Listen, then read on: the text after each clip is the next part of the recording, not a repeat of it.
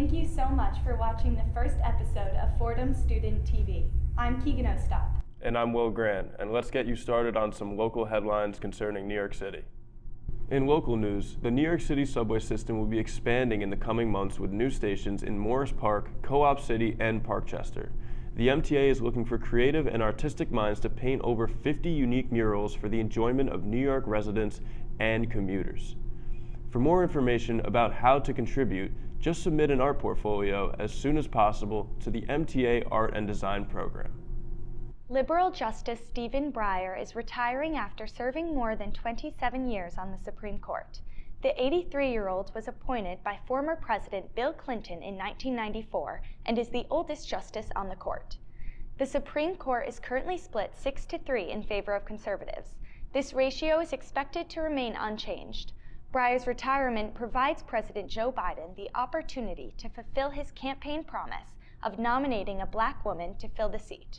If that happens, the Supreme Court will consist of 4 women and 3 people of color, making it the most diverse court to date.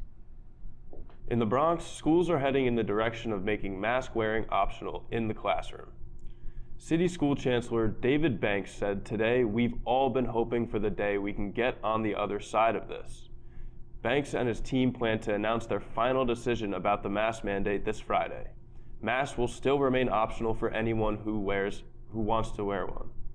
The FDA granted Moderna full vaccine approval. It will be marketed under the name Spikevax moving forward. More than 204 million doses of the Moderna shot have been administered nationwide. The vaccine will continue to be administered in 2 doses, 1 month apart, followed by a booster shot 5 months later. Recent FDA data shows Spikevax is 93% effective in preventing COVID. The FDA says most side effects are short-term and outweighed by the vaccine's benefits.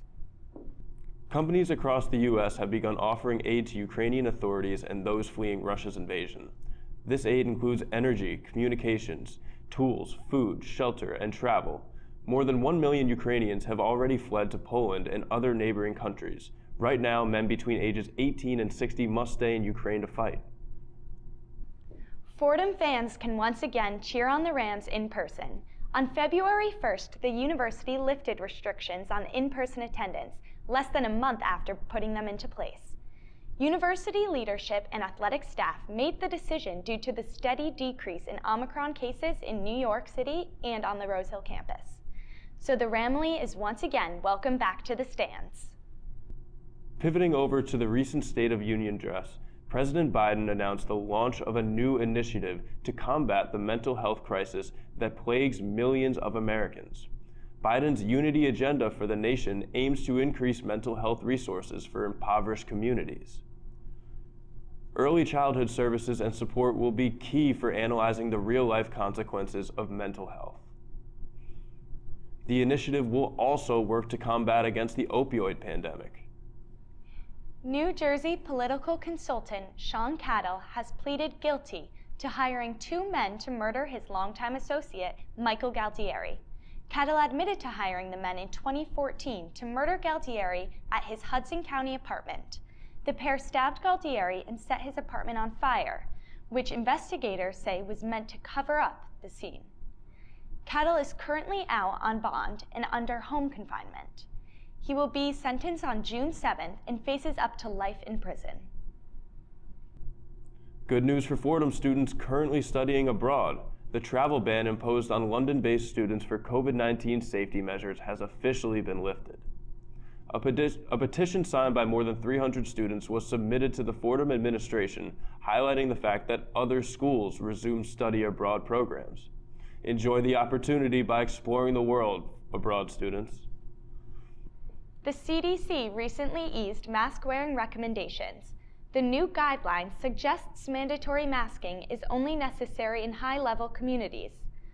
According to the CDC website, this does not apply to 70% of the U.S. population, making masks optional in most places. Following this announcement, New York joined several states in lifting their statewide school mask mandate. On Wednesday, a return to normalcy appeared as children across the country went to school unmasked for the first time in almost 2 years. That's all for your local and national headlines. And now for some local weather with our meteorologist here at FSTV, Erika Tulfo. As we head into spring, we trend into slightly warmer temperatures.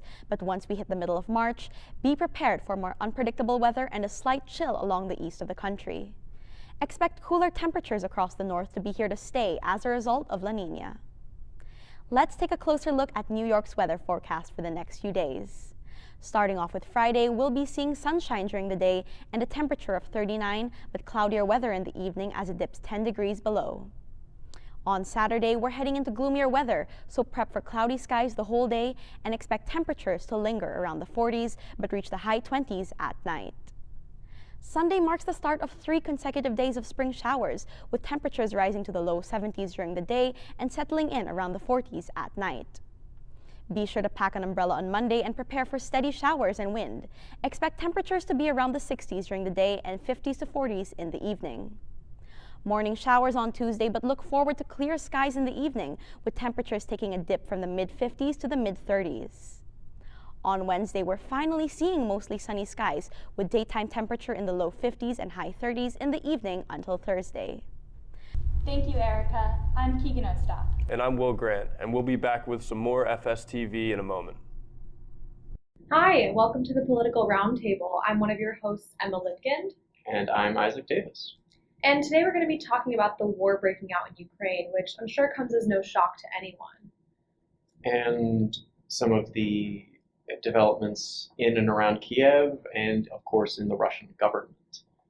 Yeah, so speaking of Kiev, for those who don't know, that's one of the biggest cities in Ukraine that Russia is currently trying to take control of in order to overthrow the government, which is pro-Western, which is not helpful for Putin's regime.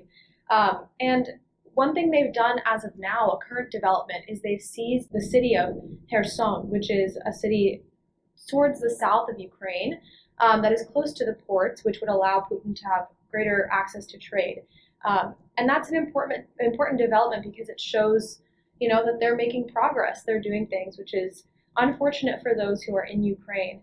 But, it's important to know also that the tragic deaths that are occurring there are a much more important matter than a lot of the things that we're going to discuss and that are being discussed. But at the same time, it is important to have this discussion about what the impacts are, both for Americans and for people in Russia and Ukraine. And it's also important to note the state of the militaries involved in this conflict.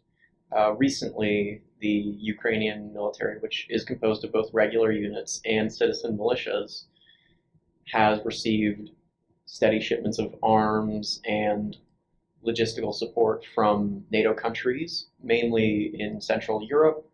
In fact, a fresh shipment of anti-tank weapons has recently reached Kiev and has aided the Ukrainian armed forces in repelling the Russian invaders.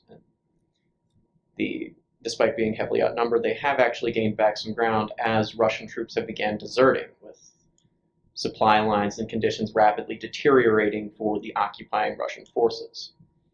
Yeah, definitely. Which, in terms of what's happening for Russia on their end and their kind of impact that they're feeling from this war, before they even entered this war and they invaded Ukraine, it was already a very troubling situation for the Russian people in terms of the country's economy. Before today, on February 25th, the ruble was about 83 rubles to the dollar. As of today, it's 103 rubles, which the ruble is their national currency. So that signifies a huge shift in the country's economy. And that's only one indicator of the economic collapse that the country is facing, which could be the push that Putin needs in order to leave Ukraine. The other huge indicator about what's going on is sanctions that are being placed by various countries around the world on Russia in order for them to leave Ukraine. Countries such as the US, the UK, the EU, even places like Taiwan and Japan, which don't typically engage in such things. Yeah, and it's also important to note the state of the Russian military at this point in time. Russian propaganda is very, very focused on portraying their military as strong and capable and heavily equipped. But in reality, they are not in very good state, and they have been steadily either only barely maintaining their status quo or even experiencing deteriorating situations since the fall of the Soviet Union. The majority of their fighting forces are composed of conscripts, and it's unsurprising that a lot of these conscripts have ended up deserting now that the war in Ukraine has broken out. Also, much of their equipment is outdated Soviet-era technology, and the truth is they have nearly no allies to pull in, with Belarus acting as the only formal ally they have in the region. And even so, the Russian military is extremely thinly spread across the vastness of the Russian Federation, and they are currently occupied with not only Ukraine, but separatist movements within their own borders in Yakutsk and Dagestan, Kamchatka, and all across the Russian Federation. So it's important to know that even though Russian propaganda likes to posture that they are strong and capable, the cracks are beginning to show, and the consensus, at least amongst the Russian populace, is that this entire situation in Ukraine is a saving face maneuver that has gone horribly wrong. Yeah, definitely. And speaking of all of the things that Russia is doing, sorry, I just blanked. You mentioned allies that could potentially help Russia, and I think one thing that's important to note is also one of the countries that is missing from the list of countries that are imposing sanctions is actually China. And that seems to be one of Russia's only options for a geopolitical ally, which we have yet to see what China has decided to do. It's unlikely that they're going to impose sanctions, but it's also, we're not sure if they're going to directly help Russia in the war in Ukraine. That does seem to be the question. As far as I can tell, China only seems to be related to Russia in a mercantile fashion. The basis of their agreements seems mostly to benefit Chinese industry and trade, and it's unclear if they have any military agreements, and if they do, what those agreements would entail. However, shifting away from the Eastern Hemisphere and back to the US, obviously the Biden administration has been tasked with issuing a response to the developing situation in Eastern Europe, and the response has seen, well, relatively mixed reception from both members of his own government and the US population at large. Yeah, so, if we're talking about the impact in America, there's definitely been a lot of support and sympathy that Americans have been giving to Ukraine. It's been interesting to watch it all unfold because it seems like the consensus is so heavily on one side towards Ukraine, and rightfully so. I mean, in terms of the reasons that Putin has given for the invasion in Ukraine, it's been to denazify the country, which has been also linked to a lot of propaganda that the Russian people or the Russian government is putting out in order to get people to potentially support the government. But additionally, in terms of the impact on Russia or on America, a lot of people are concerned about how it's going to impact gas prices. And I just went home recently to the suburb outside of Philadelphia, and I had never seen gas prices so high, about $3.75 per gallon. So a lot of people are concerned that prices are only going to increase with the COVID-19 situation also still ongoing, and that's just kind of where it's at with America, I think. Well, on the topic of gas prices, it's important to know that a lot of it is more about the condition of the individual supplier rather than geopolitical events. I happen to be from an oil and gas state in southern Louisiana, and it's fairly well known that oil and gas prices are really only as high or low as the seller is willing to make them. And this has obviously garnered a fair amount of complaints from the populace, as many people have accused not only oil and gas companies, but other consumer goods companies in general of hiking their prices and blaming it on the situation in Ukraine, regardless of if it actually has affected their manufacturing. Yeah, so would you say that the gas prices that are increasing are not really related to what's happening, or would you say that it's more of a smaller relationship? Well, we saw similar issues with gas prices back in the 2000s with the war in the Middle East and Afghanistan, and even earlier than that in the 70s and 80s with the Arab oil embargo. This is a relatively common geopolitical event. It's more just the effect of both large petroleum corporations and oil-producing countries seeking to gain leverage from a situation that inspires panic amongst the consumer base. Yeah, well, it's clear that there's definitely a lot going into what's happening, and I think that can also be a little bit consoling for Americans who are concerned that as the war just gets worse and worse, they're just going to have to keep paying more money, which, at the end of the day, that's not the biggest conversation to be had, but it's still concerning, I know, for a lot of Americans. But just to wrap up, to leave people with what we want to leave them with, I would say, my message in terms of this conflict is it's really important to consistently check your sources, check what you're getting your information from. I've seen a lot of people post on social media a lot of things that are not even coming from the war, videos that are from other conflicts happening. So, just make sure what you're doing, what you're posting is accurate. Thank you. That is our time. And if you would be interested in joining our team, we are currently looking for a representative from the econ or poli-sci programs. Please contact us at FSTV. Thank you and goodbye. I'm Samantha Bohrer. And I'm Jing. And this is FSTV Sports. We are over halfway through the season for the NHL and the NBA, and there has been plenty to take note of so far, especially for the local teams in both leagues. I sat down with the WFUV sports beat reporters for the Rangers, Islanders, Knicks, and Nets to discuss the way the teams they cover are headed.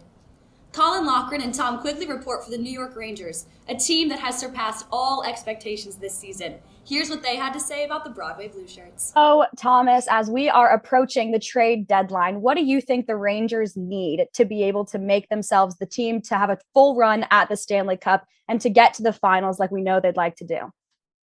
Right. I mean, one of the later trade deadlines in pro sports, but kind of an interesting one in that. And the Rangers, they definitely have some holes that they have to fix up, even though they've been playing really well all season.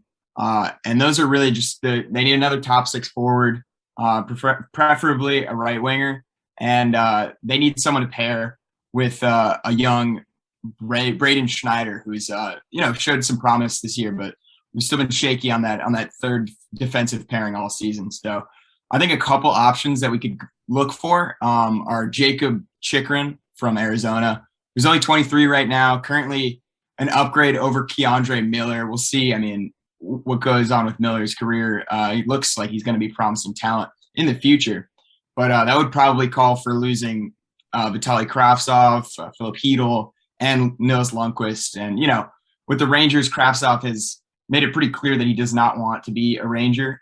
So I don't think they're missing much in moving him.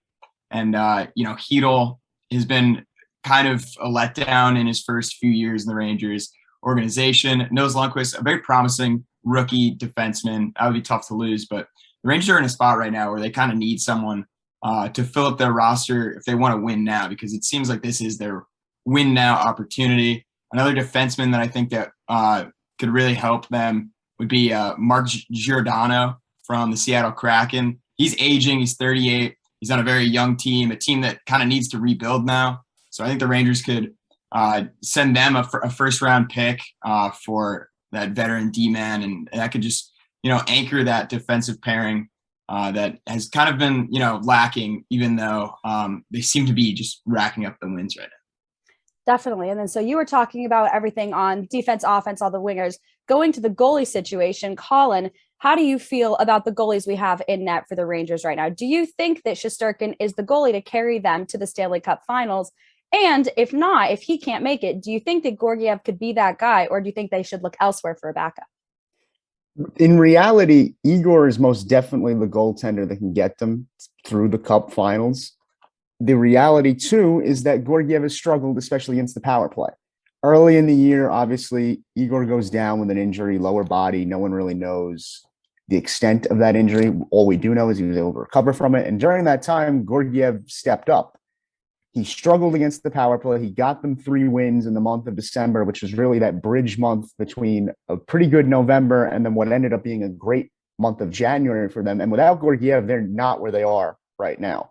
So to answer your question, Igor is most definitely the guy that's going to carry them through the playoffs. They run the risk of missing out on that second guy if they choose to do some more creative things at the deadline and maybe get rid of Georgiev, because then you don't have that safety net anymore.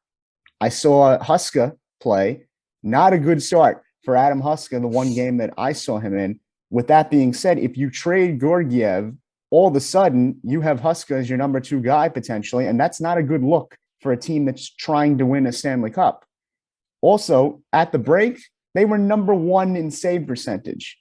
I didn't necessarily expect that coming into the season. I thought Igor would be respectable and Georgiev would be, maybe a little bit less than what Igor was doing on the ice. I didn't think he was going to be as good as he was either.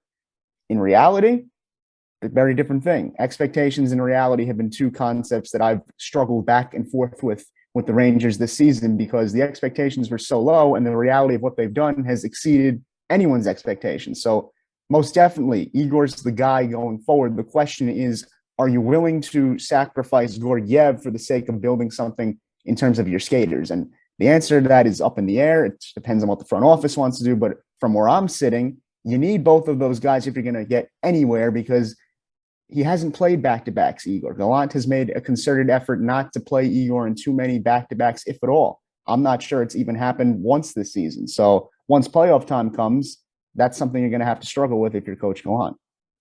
Absolutely. And then we'll start with Tom, but then I'll go to you, Colin. For the rest of the season, what do you think the Rangers need to work on the most in order to be that Stanley Cup team that everyone thinks they might be right now? What do you think that they need to work on? What's their weakest area, I guess, going forward? I think it's just their consistency throughout a game. I mean, in the 15 games that I've been to this season, it's either been start really hot and then like having a very nice showing the first period and then completely falling off. The energy falls off. The momentum is just not there anymore. And then it's been the contrast with every other game where they start off really slow in the first period or second period, and then they just turn things on and just start piling them into the net in the late second period and third period. So they haven't really been playing, consistent games throughout the season. And it hasn't really hurt them yet. But in the playoffs, I mean, it's all about momentum. And when puck bounces are the one thing that separates you from, winning a game or losing a game on the biggest stage, momentum is, something that you need to have to be able to consistently play up to, your opponent's level. And if you have just, one bad period or 2 bad periods in a playoff game, that could end your season.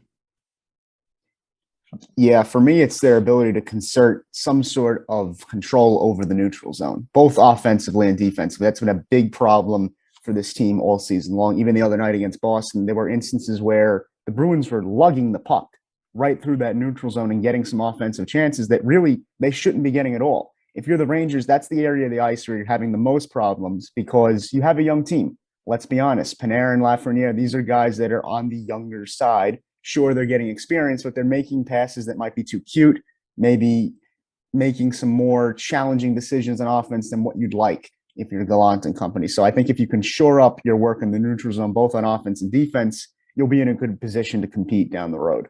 One final question. Do you think this is the year that the Rangers win the Cup? I know, obviously, big question, a lot of hot talent in the league. We've got the Avs looking really strong. We've got some teams in Canada looking great. But my question, do you think this is their year? Do they look like the team that's going to be able to bring the Cup home? Colin, we'll go to you first.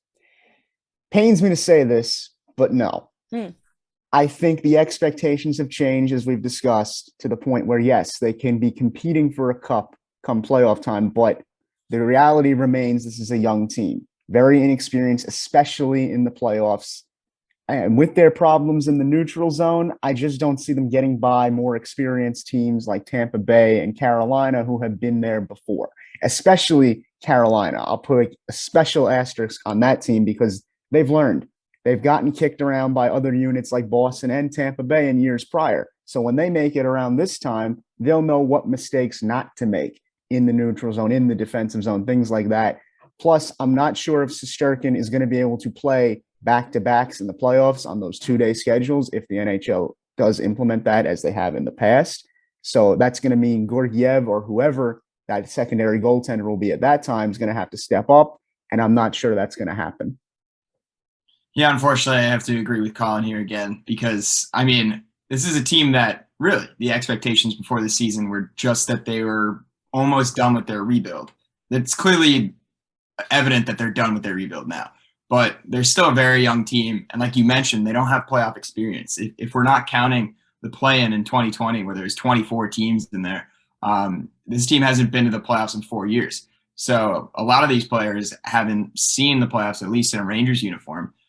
So, that's valuable experience that other teams have over them. And they're in a very stacked Eastern Conference. Obviously, the Avalanche way ahead in the West and a very formidable team. But before you can even worry about them, you got to get past teams like the Capitals, the Hurricanes.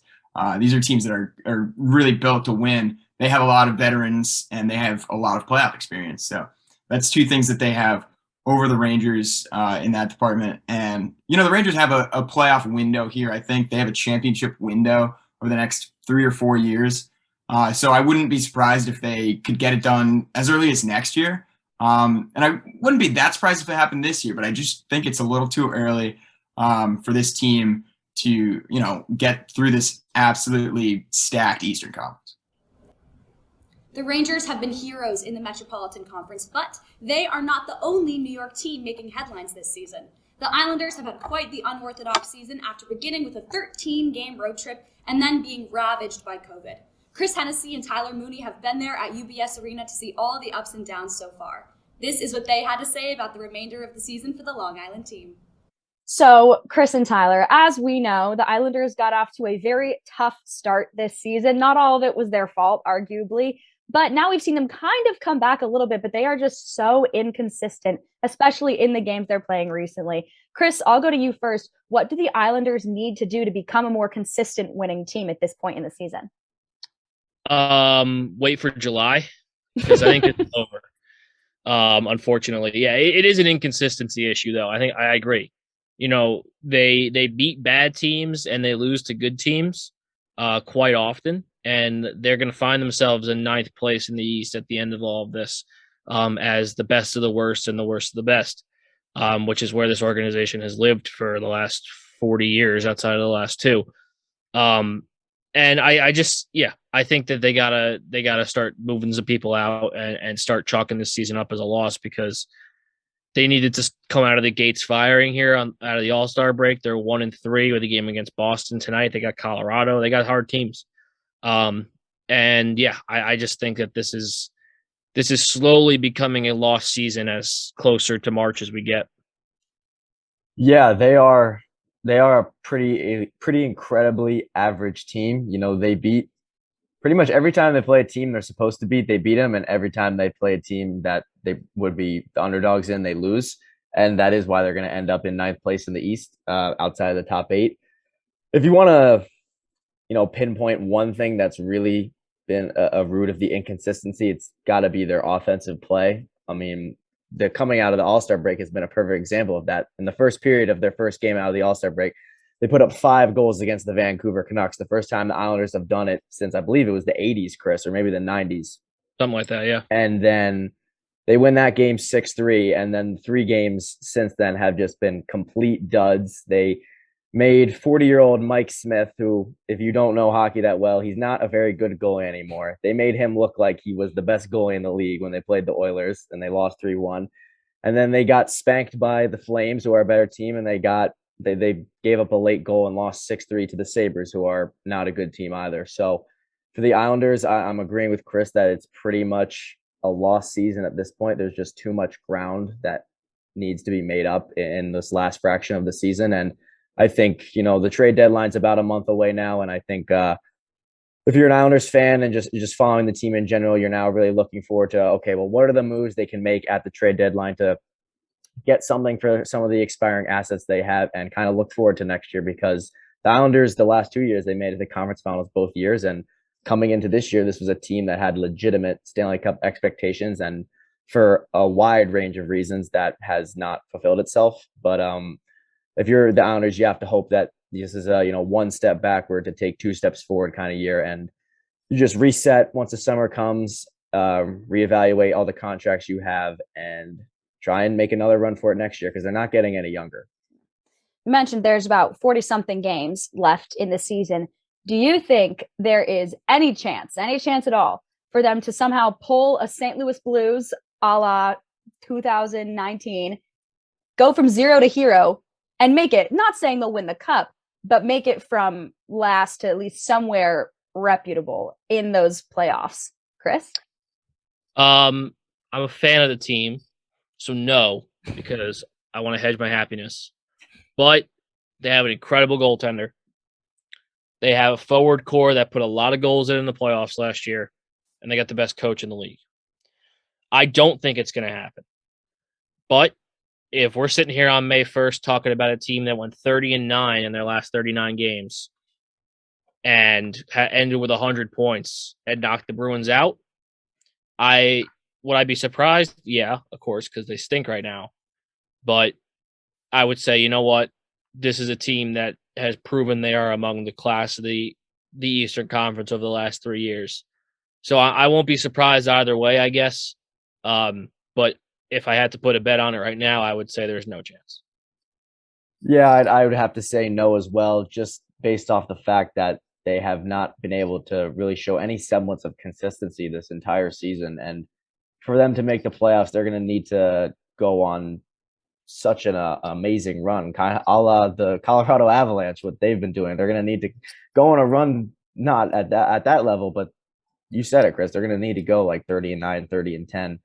And we're recording this on February 17th. I'm not sure when this is going to come out, but they're playing the Bruins tonight at UBS. The Bruins are the team that, if they were to get into the playoffs, Boston will be the team the Islanders have to jump.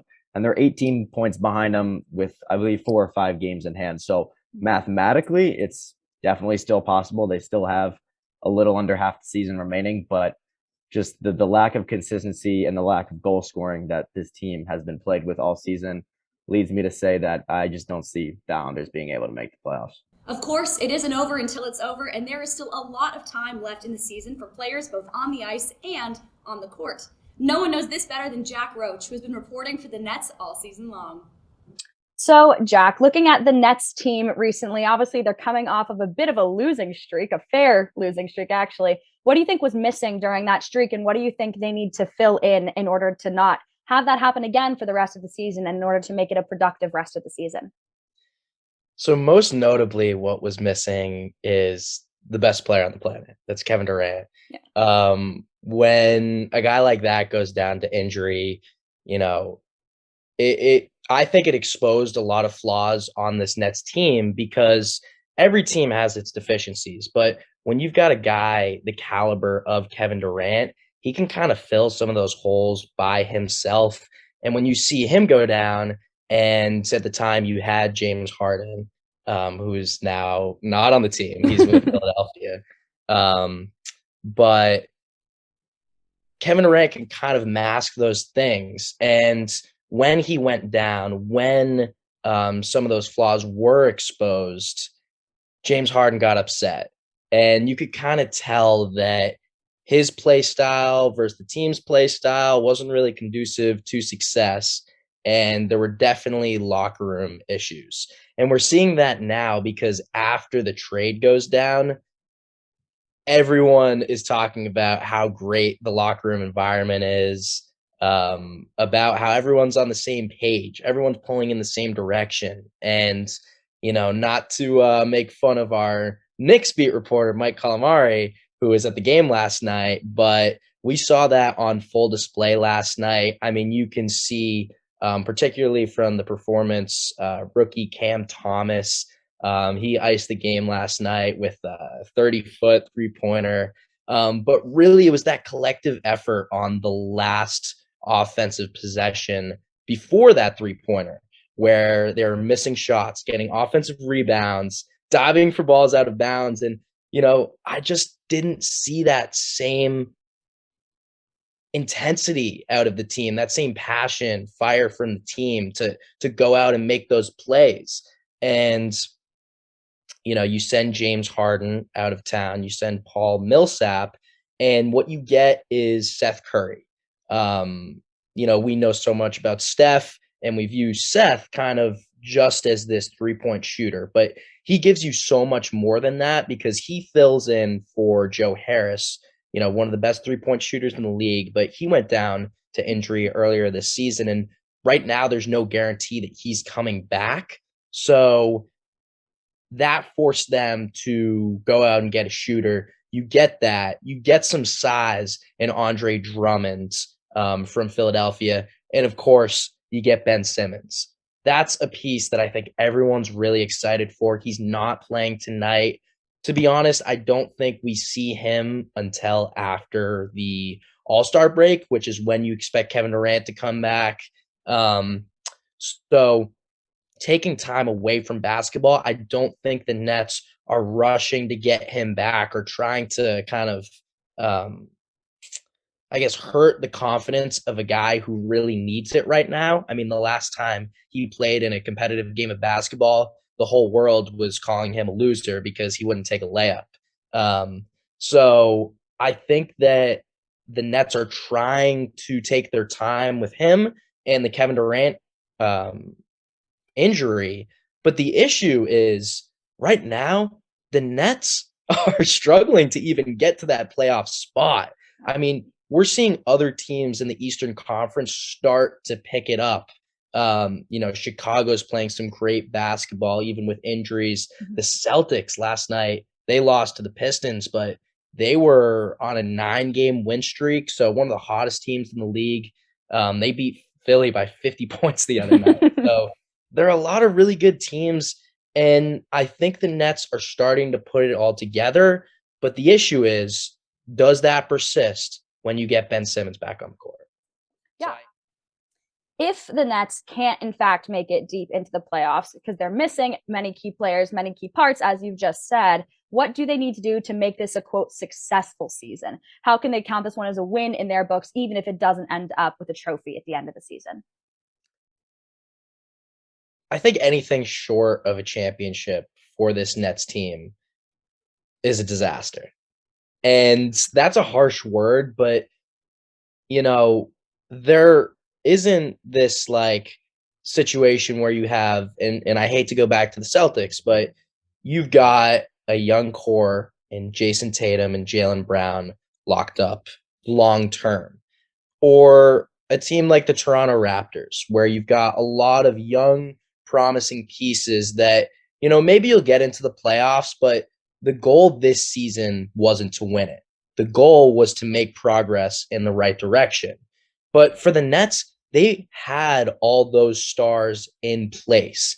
There wasn't any potential. There was just the expectation to win a ring because at the time, you had 3 stars that all came to one place to win a ring. And now you trade James Harden to the Sixers, you get back Ben Simmons, and you get some depth as well, which helps this Nets team with some of their flaws in, perimeter shooting. And, you still have, well, it's not James Harden anymore. You still have a guy that, in my eyes, is an NBA superstar in Ben Simmons. Now, there's going to be an adjustment period, but if you have a core of Kyrie Irving, Kevin Durant, and Ben Simmons, that 100% is a championship caliber team, or at least a championship caliber core. So for the Nets, they really need to win a ring.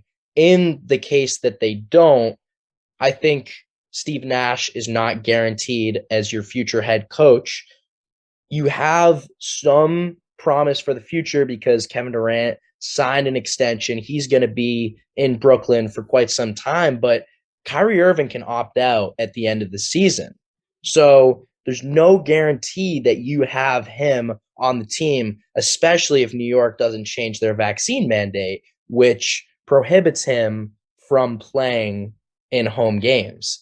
And I think New York along with California, are the only two states that have vaccine mandates that prohibit players from actually playing in their home stadium. So there's vaccine mandates in Massachusetts, but that doesn't apply to players that are, or performers, as they say. So it's different for New York. Ben Simmons is locked up long term, but also we really don't know what we're getting back from him. We've seen what he's capable of in the past, which is an elite defensive player who can give you just about everything but shooting on the offensive side of the ball. So on paper, he's a really great player, but I think that there are some serious problems with this Nets team. And if they don't win it this year, those are going to be amplified on a much higher level this offseason. Part of the glory of sports is the rush of the game and the ability for anyone to come out from behind and surprise the fans at any given moment. I'm sure there are still plenty of surprises left to come for all of our local players and supporters, and I can't wait to see how this year wraps up. The Nets have had quite the season, but so have Madison Square Garden's own New York Knicks. I sat down with Michael Calamari to get his take on the front office of the organization and where he thought Coach Tom Thibodeau would be at the end of this year. So, Michael, as the Knicks beat reporter, recently they've been blowing a lot of large leads, having these 20-point leads late in the fourth quarter, stuff like that. What is the reason that they're blowing these large leads, and what needs to change in order to maintain that lead throughout the game and end up with the wins that they've been losing out on recently? Yeah, I mean, you just said it perfectly. This is a team that's blown 3 20-plus point leads in the month of February alone. That's something that they're really going to have to turn around, and that's the reason why they are where they are, 12th in the Eastern Conference, 25-34 record. And it's been a disappointing Knicks team. And when you look at what's the reason why they're blowing these leads, it's just coming down to you've got to be able to play a full 40 minutes. That's what it's going to take to win these basketball games. We've seen this Knicks team before be on the opposite end of those deficits and pull out the wins. You think back to that Bucks win earlier in the season, but now they're on the opposite end of it. They're blowing these big leads. And if you're Coach Tom Thibodeau, you need to figure out a rotation that's best suited to close out these games. I think it personally, going into the games too many times, you see a 5 out there that's not equipped to hold these leads. You know, these second rotation guys that are really good and jumpstarting the offense, but when it comes down to holding the leads, that's really where I think the Knicks team can improve. I look at Julius Randle. He's done a great job recently for the Knicks, but you have to be able to pair a rotation around him that can really get the best out of him and then hold these leads when you're up. Do you think that this current lineup is a lineup that could lead them into a playoff run, deep into a playoff run, or have a chance at a championship ring this year, especially, or do you think it's a lost cause at this point? You know, it's really tough. This is a Knicks team, like I mentioned, 12th in the Eastern Conference, 25-34 record. They're behind a lot of good teams in the East. You know, the Wizards are a pretty good team right in front of them. Then you have the Hawks, Hornets, Nets, Raptors, Celtics, all, you know, really solid teams. And when you compare the Knicks to those rosters, I think what separates them is just the star level talent that the Knicks don't have. When you look at the Celtics, Jason Tatum, Jaylen Brown, they're really strong in that facet. The 76ers, James Harden now, Joel Embiid, even the Cleveland Cavaliers with Darius Garland, you know, they've really developed into a great team. And the Knicks just don't have that. I know Julius Randle has been playing great basketball recently. RJ Barrett sidelined with the injury, and when he was on the court, he was playing exceptional as well. But I just don't think the rest of the roster has those guys that can elevate this team above the rest of the teams in the Eastern Conference. You know, I think the Knicks' ceiling this year could be to win a play-in game and maybe get into the playoffs, maybe losing that first round of the playoffs because, you know, with the new NBA playoff format, it allows more teams a chance to get in. I think the Knicks could squeak in that way, but to say they're anything more than a first-round playoff team, I think would be a lot out of this team. They really need to develop. I think maybe 2 or 3 years down the line, when the pieces start flowing, maybe Emmanuel quickly develops into a serious starting point guard. It'll be top him, a serious sixth man maybe for this team. Then I think we could be looking at maybe a Eastern Conference semifinals team, maybe an Eastern Conference finals team. But in my opinion, that's still 2 or 3 years away. And this team, you know, if they're lucky, they're going to be looking at a play-in opportunity or maybe a first round of the Eastern Conference playoffs. Do you think, or what do you think, rather, in this offseason really needs to change? Like, what is missing from the lineup? I know you said they don't have those star players that a lot of other teams have. Do you think that's something they'll be able to acquire in the offseason? Do you think it's just time needed to grow this very young core into a really strong starting lineup? What do you think needs to happen in the offseason in order to come back next year ready to go in this Eastern Conference? I think it's one, grow the talent that you have on the team right now. I look at a guy like Emmanuel quickly that shows flashes game in and game out. He's had struggles this year, but when he's on, he's really tough, to defend against the Nets. Wednesday night, he had 18 points. So he really can get it going when the team, needs him. And those other young guys, Obi Toppin, like I mentioned, I think he could be a serious threat as kind of a sixth man for this team. But, outside of that, this team really needs a three-point shooter that can, be a reliable threat from downtown.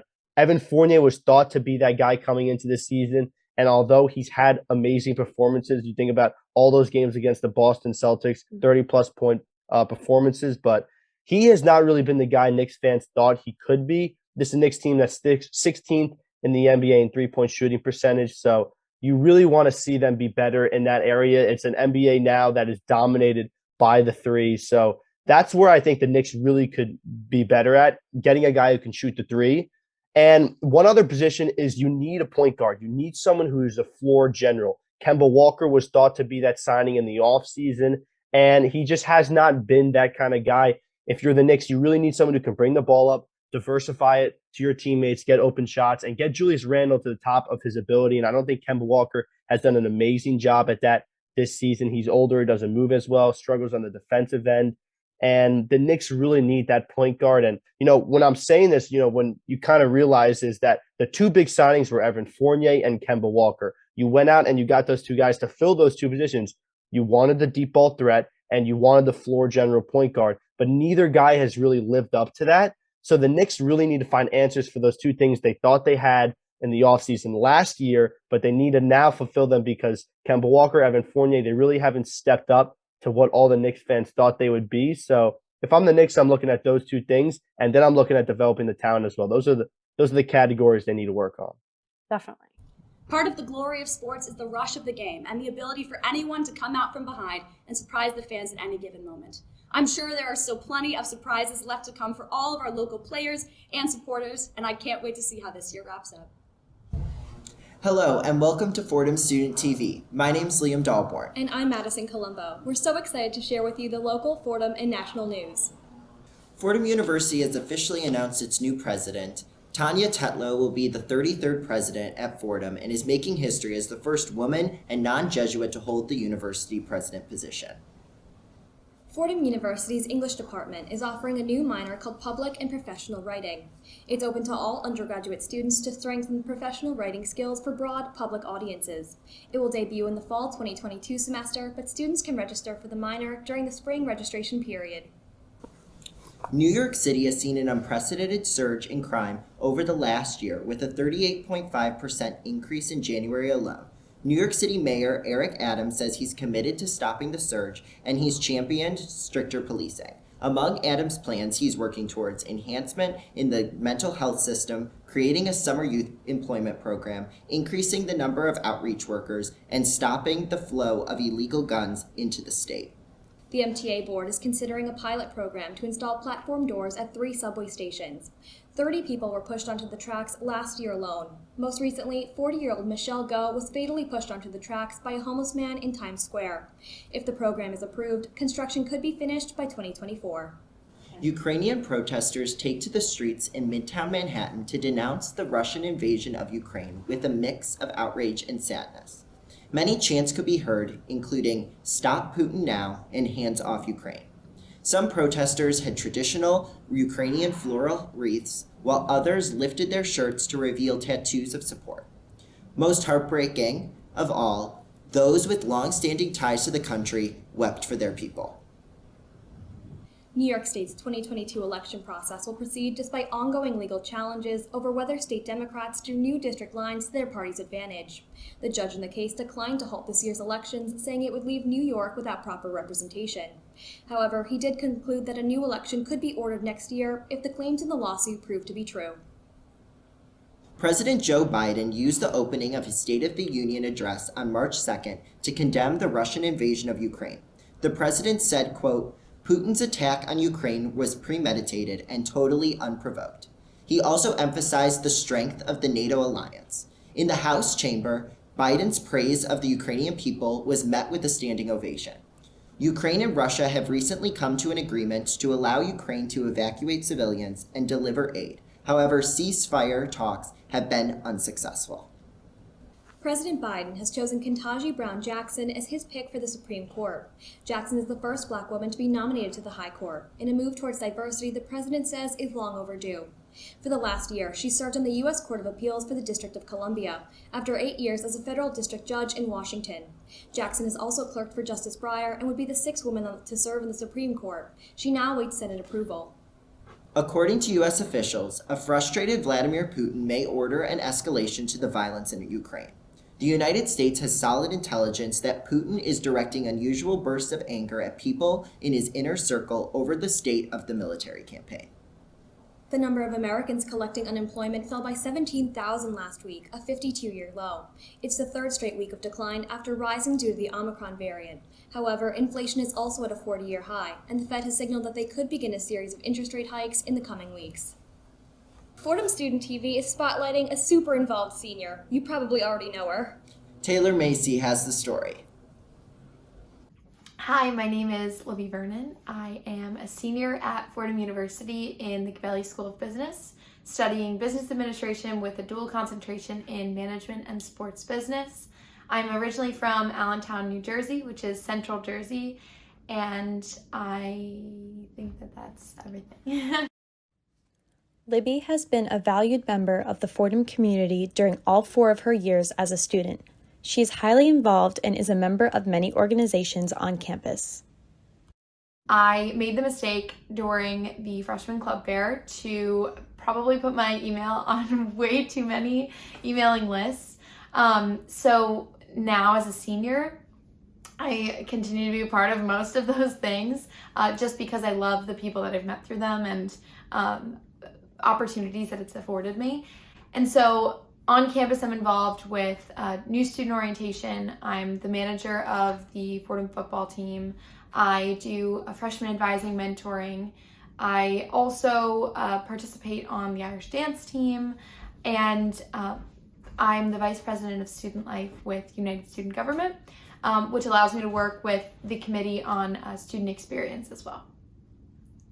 Libby's involvement in various clubs made her Fordham experience special, but her absolute favorite part about the university is the people she met.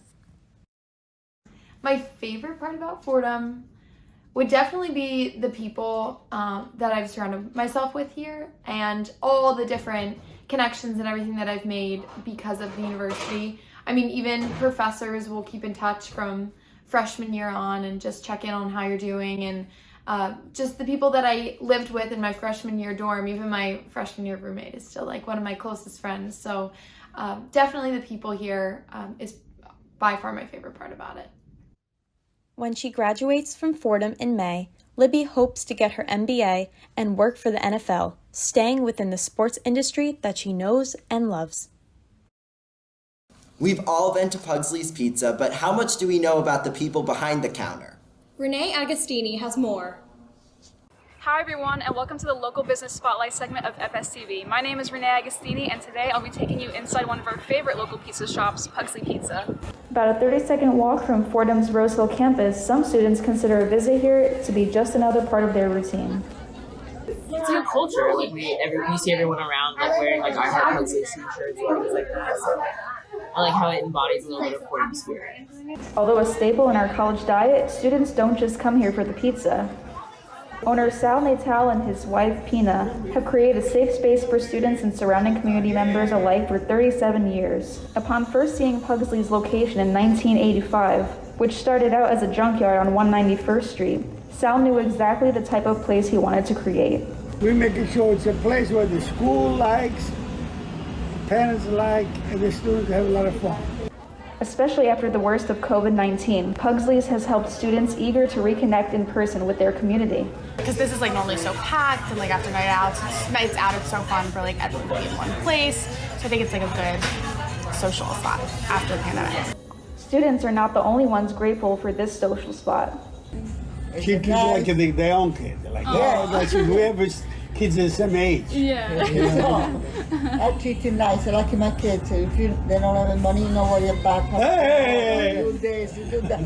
You know, Why? It's a good kid. They're Right. treating us nice too. That's what they. Pugsley's slogan is "Pizza is good, but love is it." That never felt more true. Pugsley is the reflection of you. You know, Pugsley can be whatever it is, but without you, I always say it's like a rock star with no fans.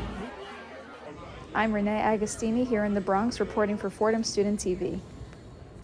Thanks, Renee. I'll be sure to grab a slice of penne alla vodka next time I'm there. Stick around because there's more Fordham Student TV next. Hi, my name is Taylor Masi. And I'm Mariana Apostolatos. And these are a look at your top headlines.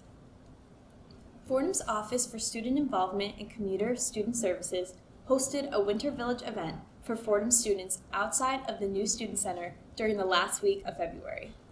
A spin-off of the Winter Village in Manhattan's Bryant Park, Fordham's outdoor Winter Village consisted of heated pop-up igloos with tables and chairs and different food vendors including Gorilla Cheese New York City food truck, winter brunch with hot chocolate, glazed and confused donut truck, and a coffee bar.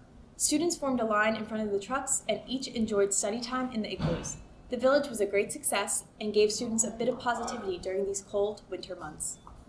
Spotify CEO Daniel Ek confirmed Sunday that podcast host Joe Rogan chose to remove multiple episodes of the Joe Rogan Experience from the streaming service due to racially insensitive language. More than 70 episodes of the podcast disappeared from Spotify last week after videos of Rogan using racial slurs on past shows circulated widely on social media. Spotify now plans to invest $100 million in creators from marginalized groups, promising the funds will be spent on developing, licensing, and marketing. Although COVID-19 continues to affect our world, there's a light at the end of the tunnel for New York State. As of March 2nd, New York will no longer be required to enforce an indoor mask mandate in schools.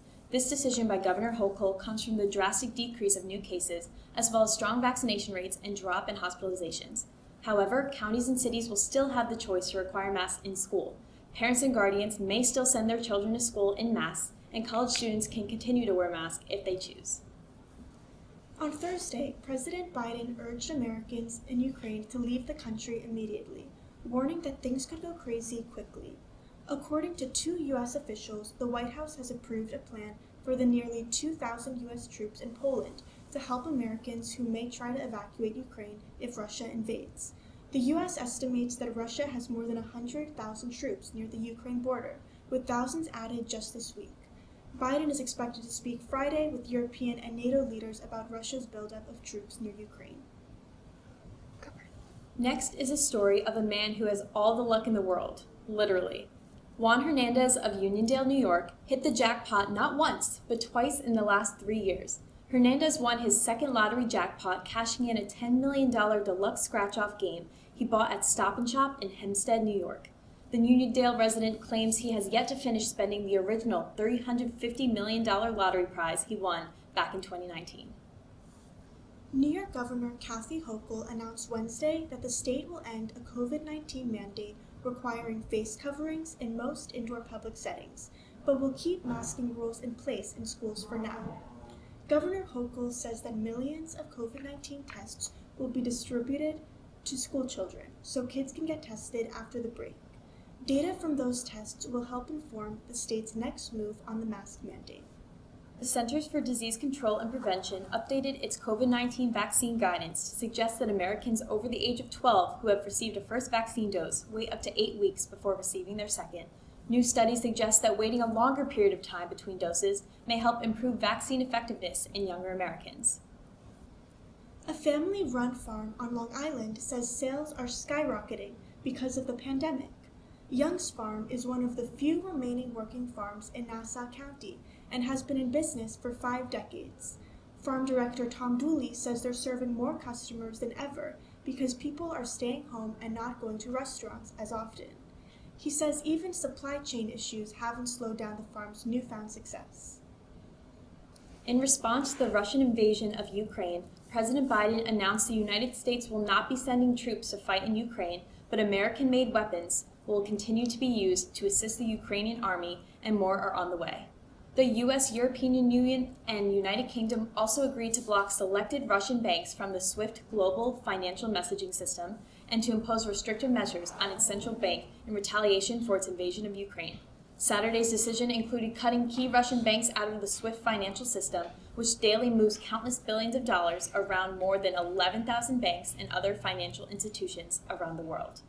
President Joe Biden condemned the attack in a statement, calling it an unprovoked and unjustified attack. Tanya Tetlow has been named the 33rd president of Fordham University following the retirement of the current president, Father Joseph McShane. She will be the first layperson and the first woman to occupy the post in Fordham's 181-year history. Tetlow comes to Fordham from Loyola University, New Orleans, where she served as president since August 2018. Prior to being named president of Loyola, she was senior vice president and chief of staff at Tulane University. She will take office on July 1st, 2022. Next, we put the spotlight on a Fordham University club made by and for female students. Here's a closer look at Her Campus Fordham. Hi, I'm Lucy Peterson. I'm a senior at Fordham Rose Hill. I'm double majoring in English and anthropology, and I'm the co-campus correspondent for Her Campus. Hi, I'm Grace. I'm a poli-sci and French double major with a marketing minor, and I'm also the co-correspondent for Her Campus Fordham.